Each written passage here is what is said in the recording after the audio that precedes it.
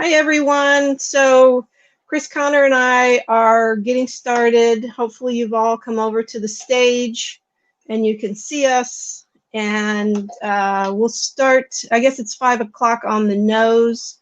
If anyone can just let us know if they're having any issues hearing us, etc. Let us know. Or if you can hear us well, that would be great to hear, because we don't open up another window to listen, because then it could be a problem.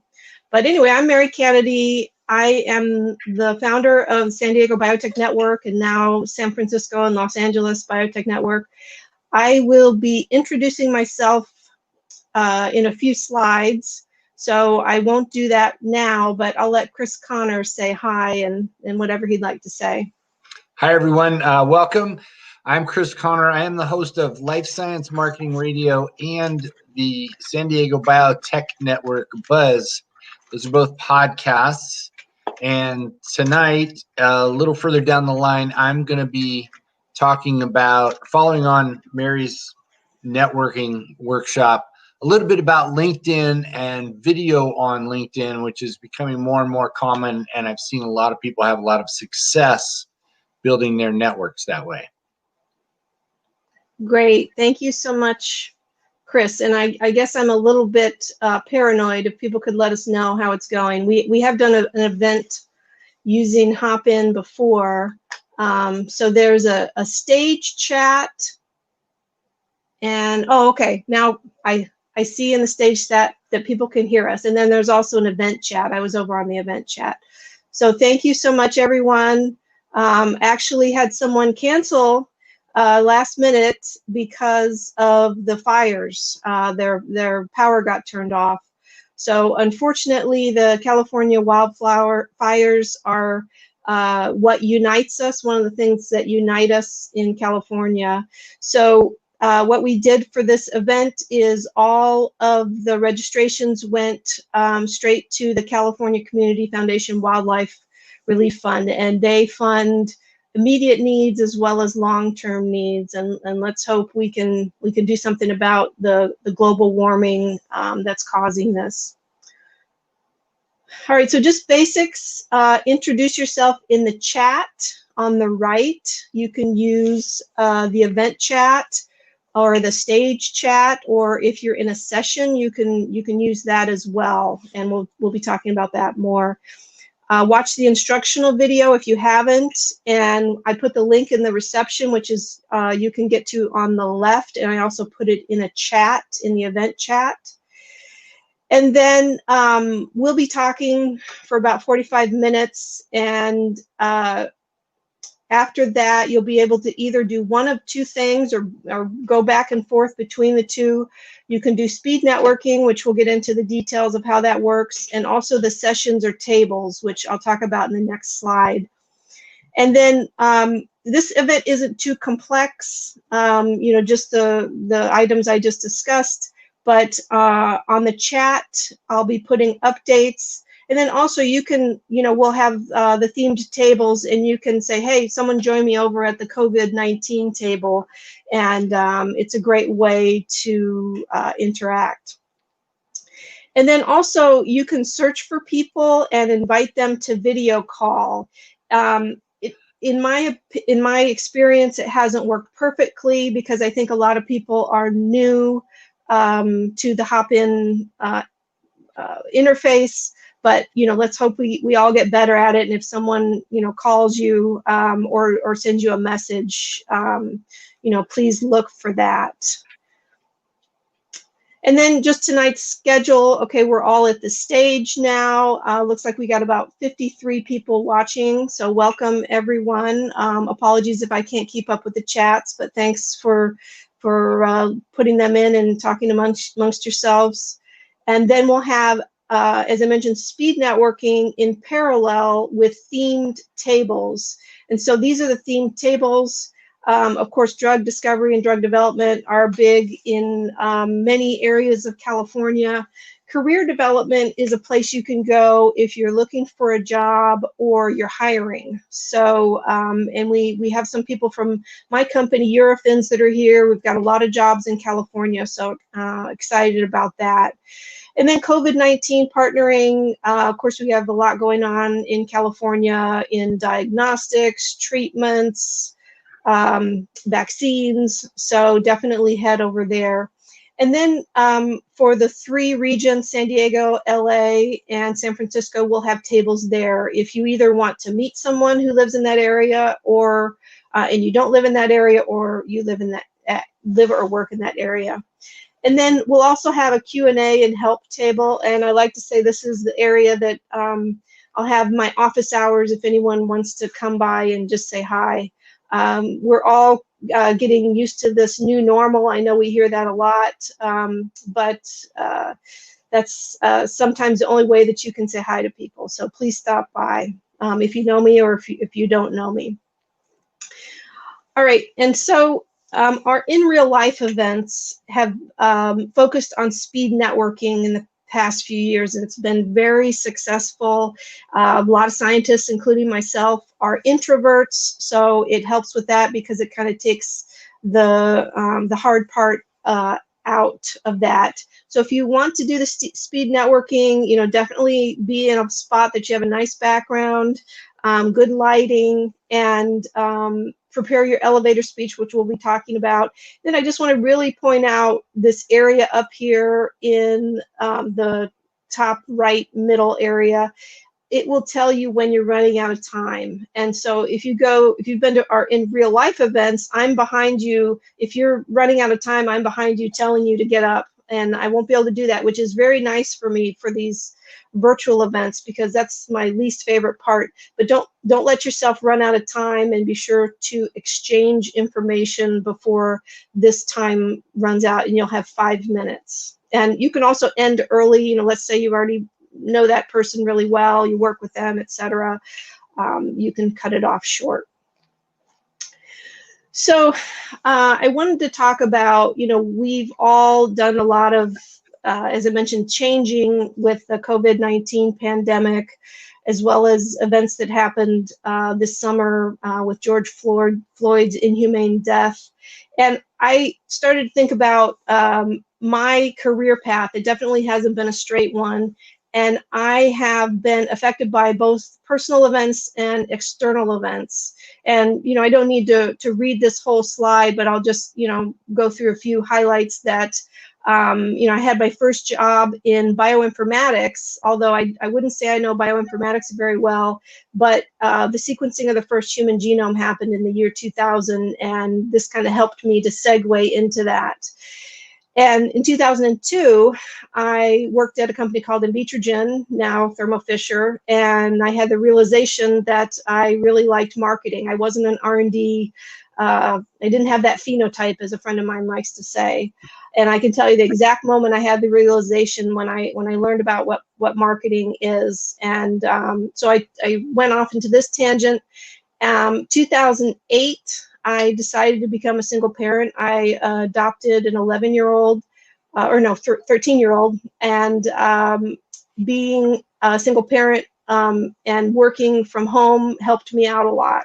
So I founded my own consultancy, and about that time, social media came to become more popular.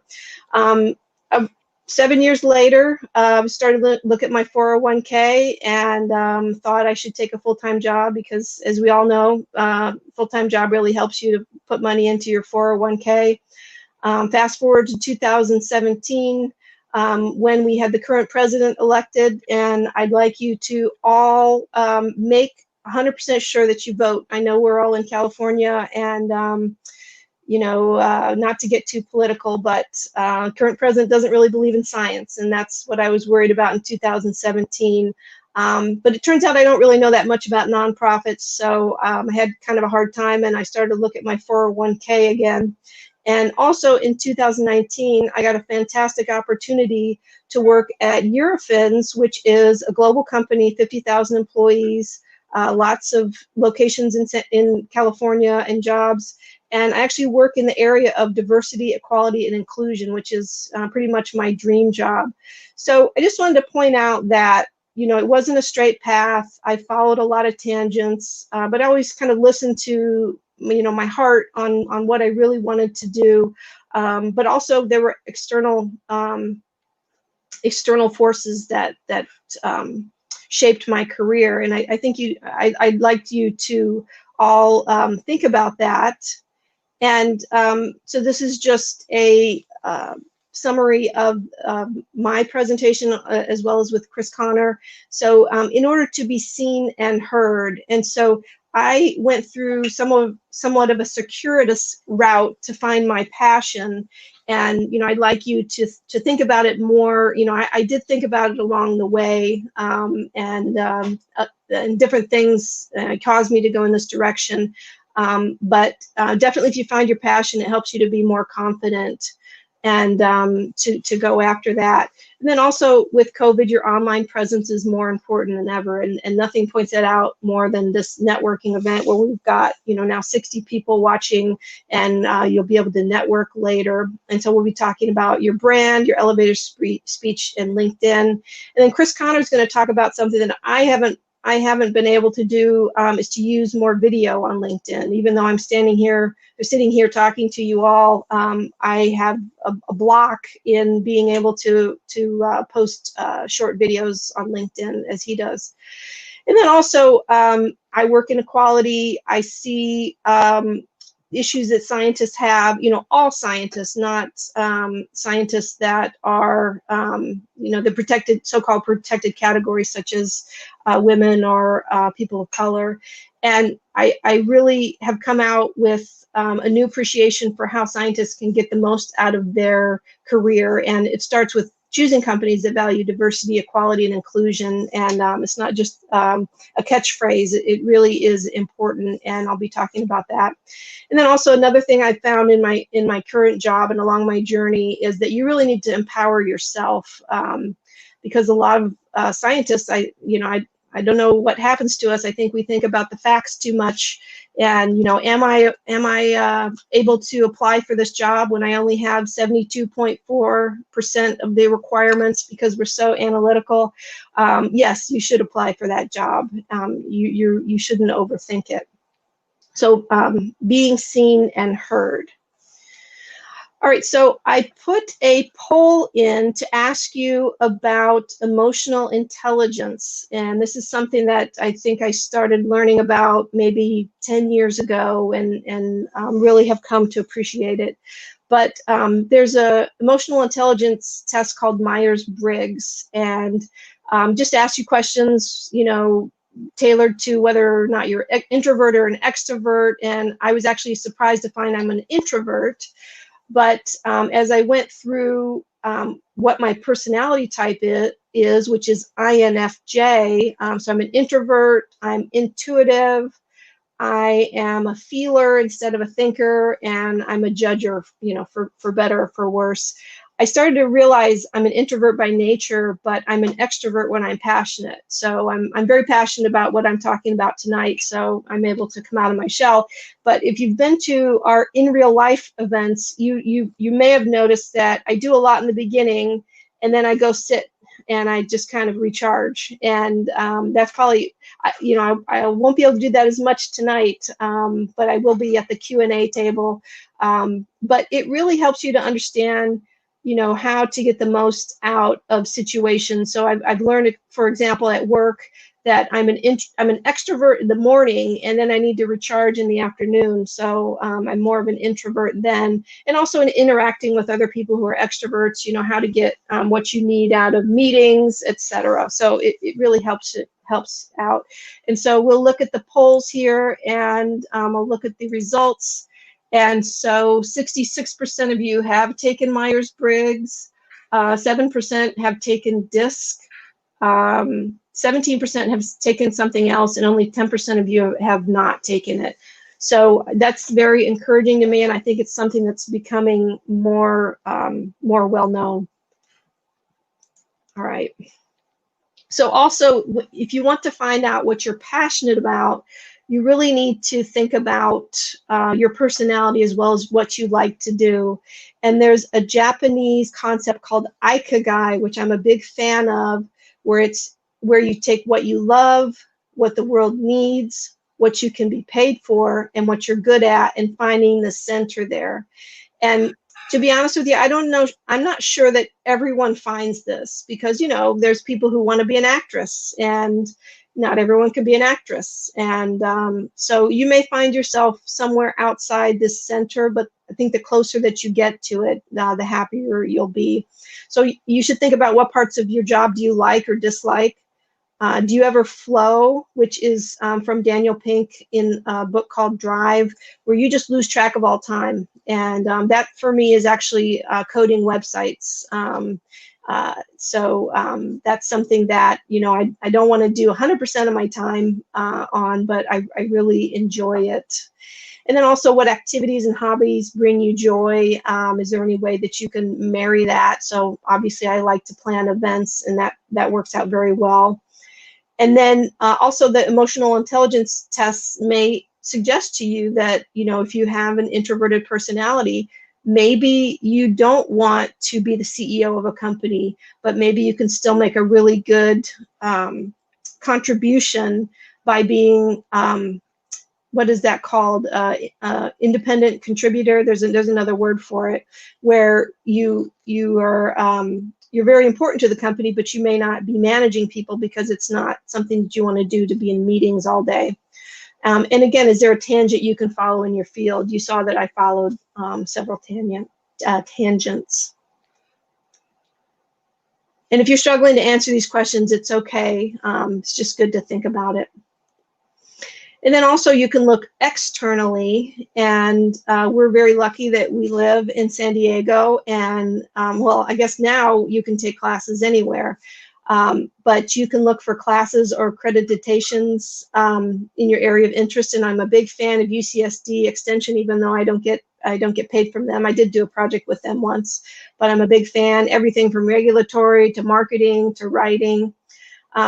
Also, you know, even tonight, talk to people you meet about what they do and why they do it. And, you know, I don't want to date myself, but, you know, back in the 90s when I was in grad school and postdoc, there was no way, there was no meetup, there was no Twitter, but you have a really big advantage now.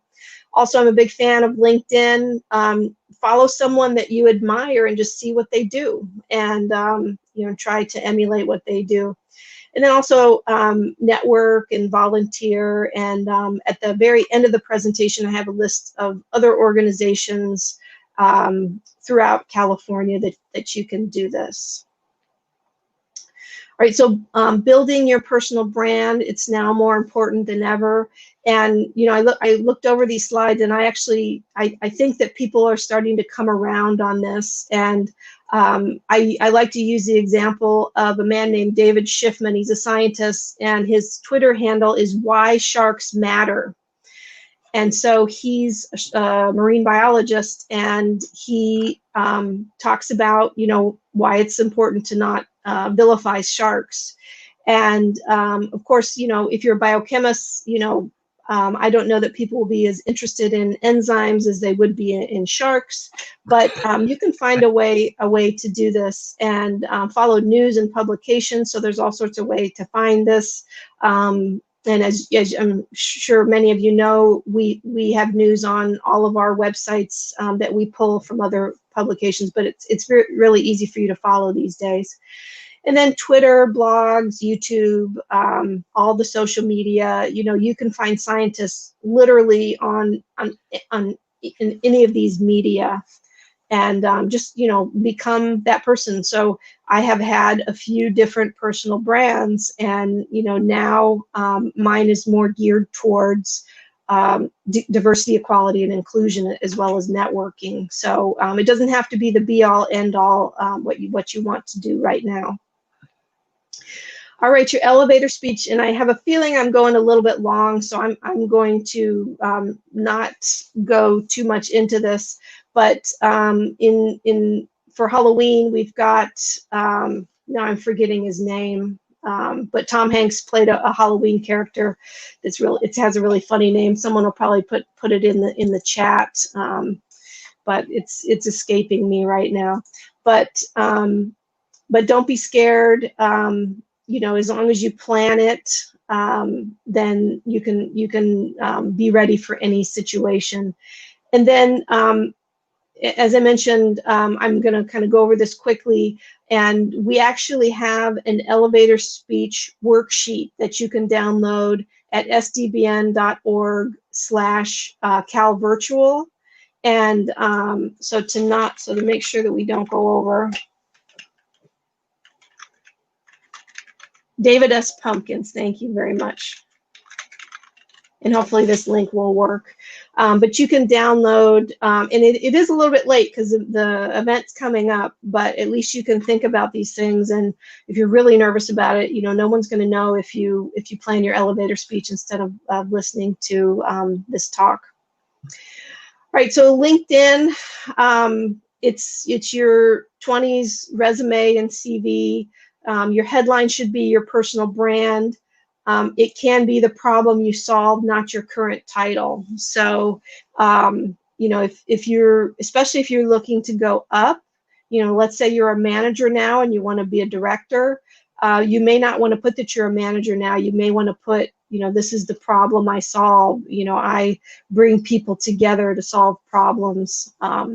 And, you know, just think about that. It's a numbers game, and I'm sure you've seen on LinkedIn that recruiters find you or they don't find you, and so you can also experiment. And then you have a summary, which can be your elevator speech, so you can repurpose that.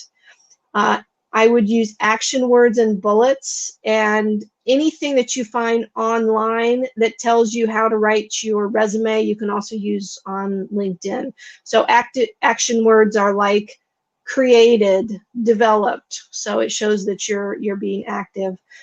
Find important keywords. So if you're a protein biochemist, but everybody right now is searching for enzyme activation experts or something like that, then that's what you want to do. That you want to have that, and then add past relevant positions with information for each, and leave out your high school jobs. I've actually seen professionals with still their high school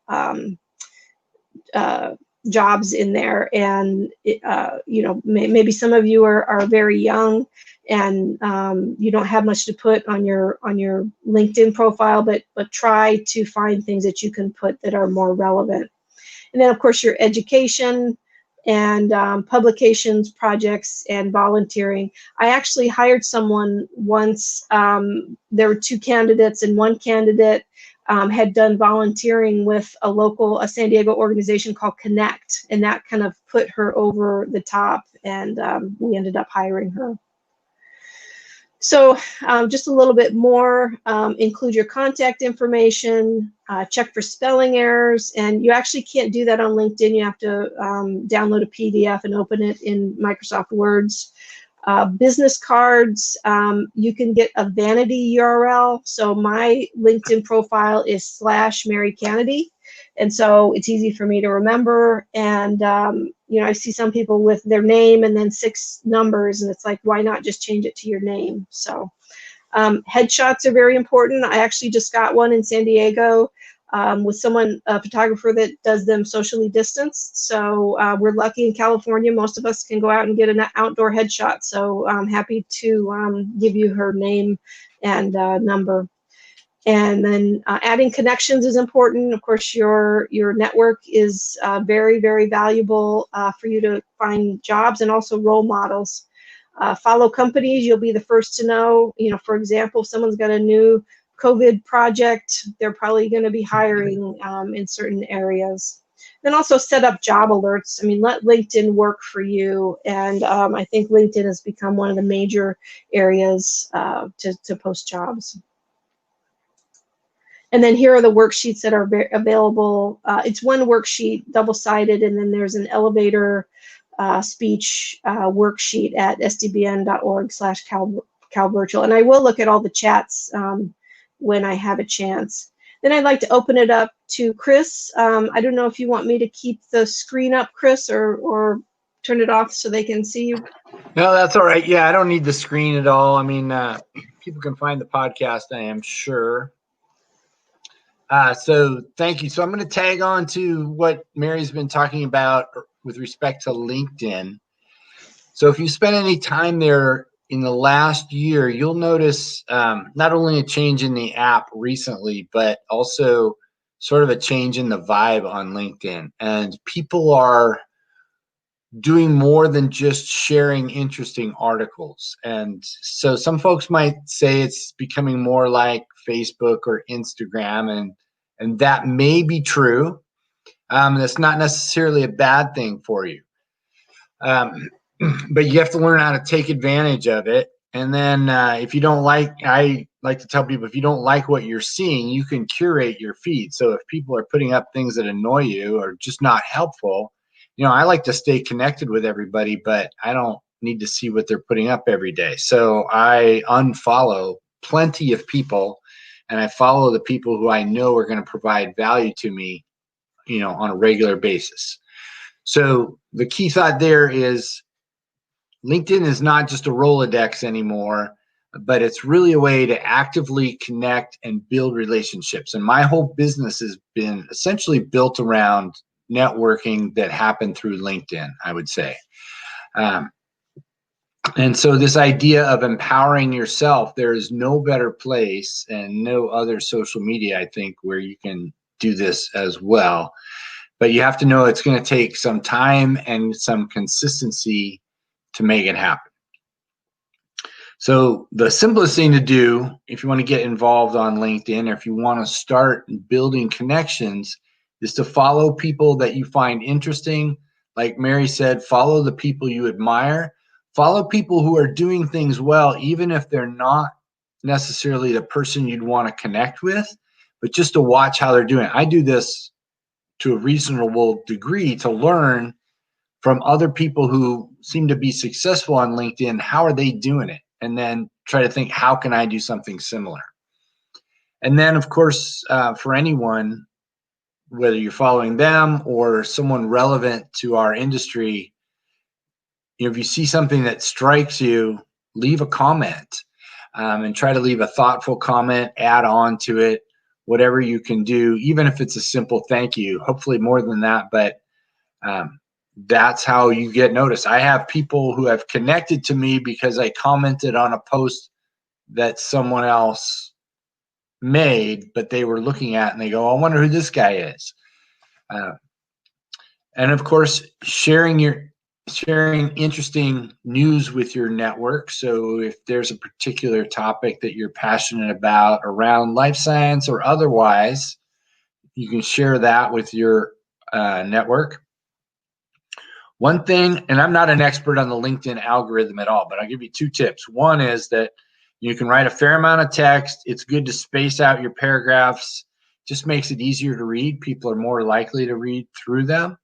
And then if you're going to post a link to something, if you're not just directly sharing a link, you should put a link in the comments.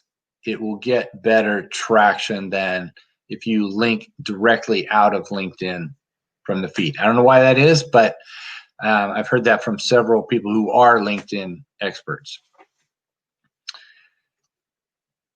So LinkedIn didn't exist when I was on the bench 20 years ago or so. And now I want to talk a little bit about video. And I've been thinking, like, of course, I'm a content creator. I create podcasts and other content for life science companies. But what would I do if I were still on the bench? And believe it or not, like Mary, I'm also an introvert. So even though I talk to lots of people every week on my podcast and I'm putting myself on a video and throwing it up there, I am basically an introvert. So there are certain things you have to just get used to. But if I were going to post on LinkedIn, I would think about what are the ways you've been successful. And I don't mean achievements, like to talk about what you've achieved in your career, but think about the moments that anybody could share. What things happened to you, or what things did you do that you feel made a difference in the big picture of your career, like Mary was talking about at the beginning. And bring those topics up, because you'd be surprised how much other people, they will resonate with other people, and they'll chime in. And the more people comment on something like that, the more you get noticed. And from my perspective, the goal here is to remember, you're trying to connect with people and build relationships. You want to be noticed as someone who's, one, confident in what you have to say, and can also communicate well, and you're on top of things, and then you have value to share, and you can help solve other people's problems. So keep in mind, you don't have to solve science problems. You can help other people with all kinds of things, but primarily maybe it's around career, how, networking, tricks you've learned, dealing with difficult colleagues, anything like that that would be relevant to a lot of people in your network. One idea I had, and I've done this with a friend, but I could do it, and I will do it with more people, is that if you want to put up a video, first of all, I understand it's completely hard to sit down in front of a camera and look at it and talk. I can tell you, no one likes how they look on camera, and no one likes the sound of their own voice. That should not keep you from posting, because everybody else has to listen to you and look at you every day, and they do so, and they enjoy it, right? So it's only you who notices. I can tell you that. But what I was going to say is, if you want to make a video, get on a Zoom with someone you know, or someone you would like to know, and ask them one question, and tell them in advance. So message them perhaps on LinkedIn. Say, hey, I would like to ask you this question, and record the answer for LinkedIn. Do you have 5 minutes today?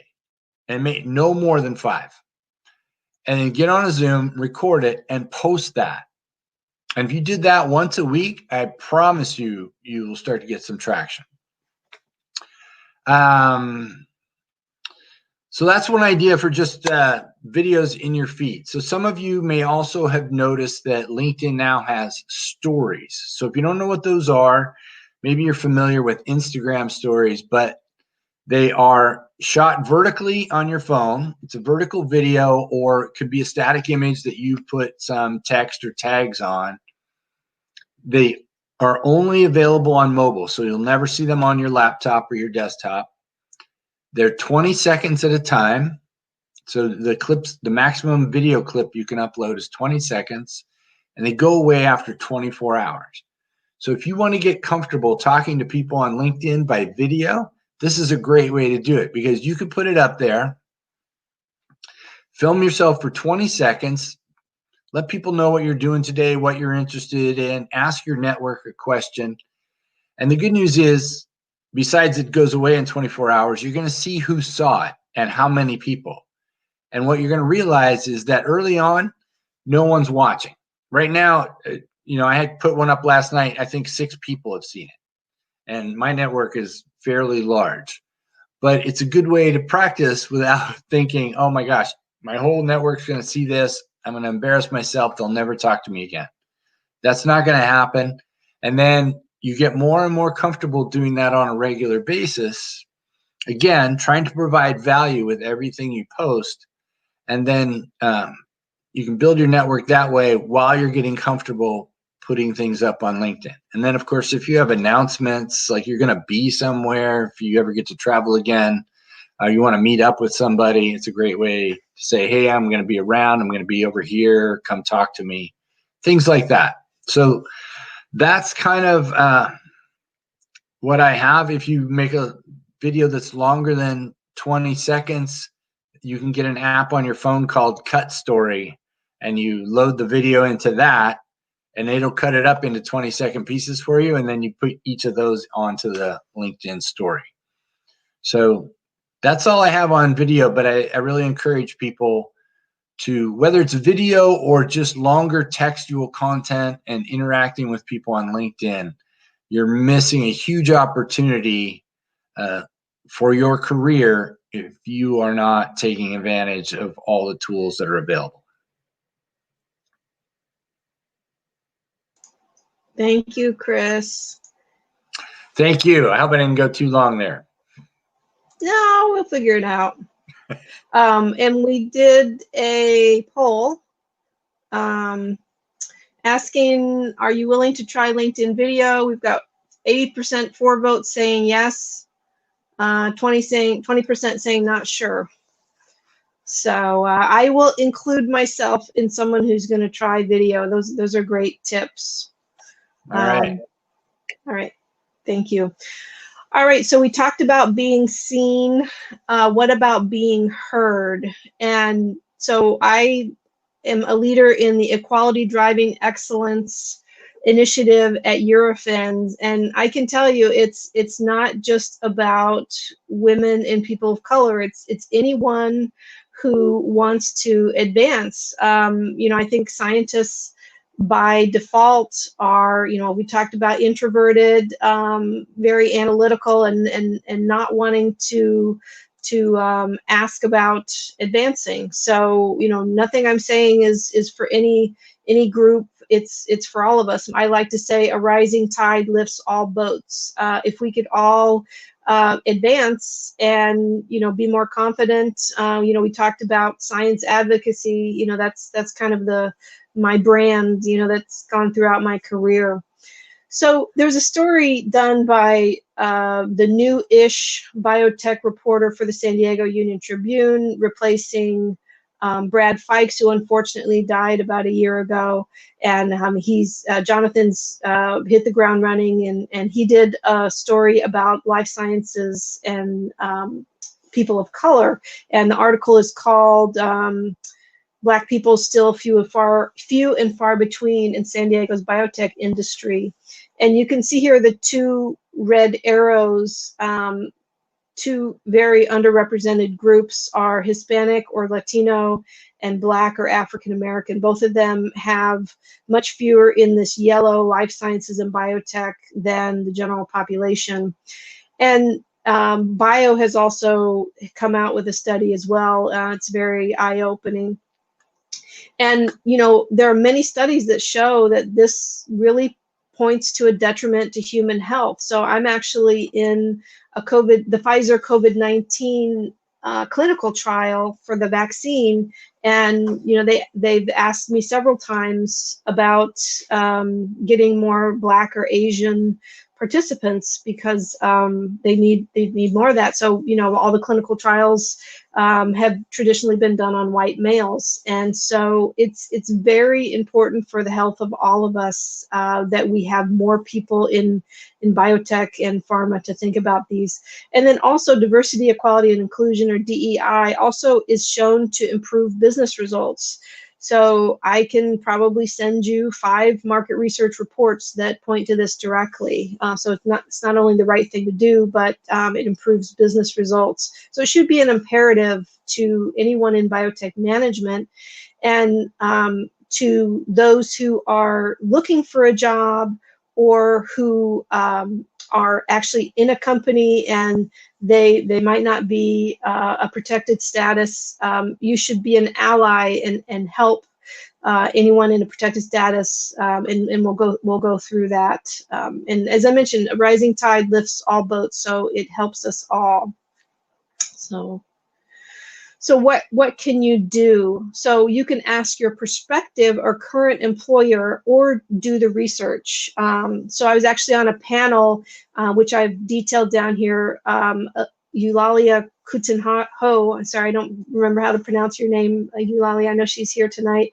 She and several others planned a panel, which was very eye-opening, and we talked about how either when you're in an interview or you're working at a company, how you can look into whether your company puts DEI as a priority. And someone else on the panel pointed out, you can just simply look at mission statements. Do they include that imperative? And if your company doesn't, again, you don't want to make waves, but it's something that you can bring up when it's appropriate. Look at the diversity of the senior management and the board. And so this tells a lot. And I've done it myself, actually looking for jobs and also looking for companies that I want to highlight, for example, on the SDBN Buzz podcast along with Chris. And if it's a whole page full of non-diverse people, then I go to the next company because it's really saying a lot when they don't have diversity. You can ask whether they have employee resource groups or ERGs, and so there are all sorts of employer resource groups that a company can have. Does the company have financial support for DEI? So do they have a full-time staff, such as myself, who's at a higher level? But also you want to look if they have ERGs or employee resource groups only. This can be a bit of a red flag because it can be a burden to employees if they're having to do their full-time job on top of doing an ERG. Another thing to look at is whether they have a supplier diversity program.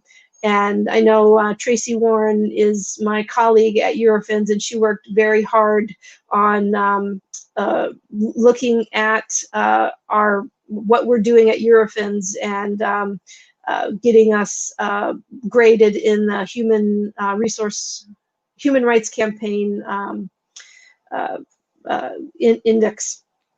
Also, the United Nations has sustainability goals which include equality, and so I wouldn't say it's in vogue, but it's something that a lot of companies are putting into their annual report. So you can look and see whether or not they support these. And there's all sorts of sustainable development goals, but several of them involve diversity and equality. And then if you're looking at a smaller company, of course, they're probably not going to have a lot of these things, but you can simply look at the charities that they support and their events and, who interviews you and are they happy there? Right, so we're getting a little low on time. So I also wanted to talk about empowering yourself. So one thing I've learned, I've been at Eurofins a year, and one thing I've seen is that some of it comes down to a lack of confidence. So I have colleagues who have said that they're interested in advancing, but they don't tell anyone. They don't tell their supervisor, and you can't advance unless people know that you want to, unless you're just waiting for it to fall in your lap. So, work on your confidence. And at Eurofins, we're working on training, which actually I found the trainer on LinkedIn because she's actually a very good person. She's very good at getting people to follow her, and she's an influencer. So also stretch your comfort zone in applying for jobs. As I mentioned, you don't have to be 100% qualified for a job to apply for it. And this happens to a lot of people, but I think it happens to women more often that we don't apply for as many. And also research and negotiate your initial salary. So this is something else I learned, that there are certain populations that don't negotiate for cultural reasons, for whatever reason. And so I'm here to tell you it's perfectly okay to negotiate your salary. What's the worst that could happen? Again, tell your management you want to advance. And then also ask your employer for career development. So, one of the things, actually in California, it's illegal to pay one person more than another person due to their gender. And so when we talk about inequality, usually the inequality comes just in general from certain populations advancing faster than others. So anything that you can do to help yourself with this would help you, to make more money. The person that's sitting next to you has the same job. They're probably making the same amount, but the issue is to actually advance your career. And so there's different ways: mentoring, training, and then also employee reviews. You know, some companies are so small they don't have employee reviews, but maybe, you know, you need to bring that up. And also career paths. So, you know, what is my next what is my next step in my career, and what do I do to get there? And these are all things we're working on at Eurofins. So I'm very happy to be a part of that. So speaking of Eurofins, so we value diversity, equality, and inclusion in recruiting and hiring and career development. And we also have discussion groups to talk about important topics. And so we actually have 100 open positions in California. You can go to careers.eurofins.com. I've listed here all the areas. We have a lot of exciting things going on in all areas all across California. So today we have Jolene Backman and Tracy Warren, who will be at the career development or the DEI table. And then my final slide is just about the SDBN, SFBN, and the LABN. And if you download this presentation, which is at the link that I shared, sdbn.org/calvirtual, you can volunteer at any of these, and I highly suggest you get involved. I want to put a special shout out to the San Diego Entrepreneurs Exchange. They are tearing it up with virtual events. And I also want to put a shout out to the meetups in the Bay Area. There's one of my colleagues named June Ayup, who is also at IndieBio. She's also tearing it up with meetup events. So I would suggest that you follow all these. Certainly, I don't know why I said certainly, but the networking, speed networking, and the sessions have opened up if you look on the left. So I will not be offended if you go there now. And if you still need help, I will be here for a few more minutes and I will help you out. I'm also going to put in, I have a chat that I'm going to do on the regular event chat. Let's hope that I have it in my paste buffer. So if you go to the, I'll actually post it both. If you go to the event chat on the right, hopefully those links work. Also put it in the stage chat. But I will be, I'll stay here for a little bit, see if anyone has any questions. And yes, so introduce yourself in the chat, take the polls. There's a video link in the reception, which is on the left. I will be in the sessions area in the Q&A table. Again, Eurofins is hiring all over California. It's a great place to work. I'm getting a lot of thank yous. Thank you for the thank yous. And I really, feel like we're getting the hang of this virtual thing, but I hope that, I hope we don't have to do it forever. So please vote. And please stay safe if you're in an area that has the fires. So unfortunately. So any other questions in the stage? I've got my contacts in, so I'm Brandon. Brandon Wallner is an aficionado of both San Diego and the San Francisco area. So if you have any questions about either, let him know. And I really appreciate everyone showing up tonight. Now that people are maybe winding down, I'll have to admit to you that I've been having some existential dread about this election coming up and about Ruth Bader Ginsburg dying. So this event, I had a huge plan to make this a huge event, and when that happened, I scaled it down and invited a lot of my friends. So thank you so much for showing up. And of course, it looks like we'll go look on the polls. I don't even know. I really can't tell if people are watching anymore, but let's look at the results. I will look at the results. So we've got 53% are from San Diego, 14% from LA or Orange County, 22% from San Francisco, Bay Area, and 12% from outside California. So I saw a few people registering from, I think it was Ireland and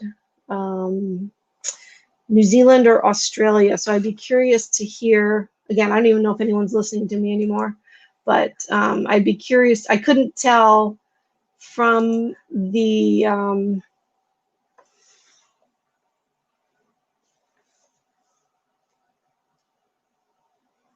okay, so Susan Pitts, if you're still listening to me, I see your chat, but I would also put your chat in the events because I think people have moved away from the stage. So go to the right under the chat and hit event and put that there. All right, thanks, Kyle. Well, I'm wondering how long I stay here and when I go over. I'll just go over to the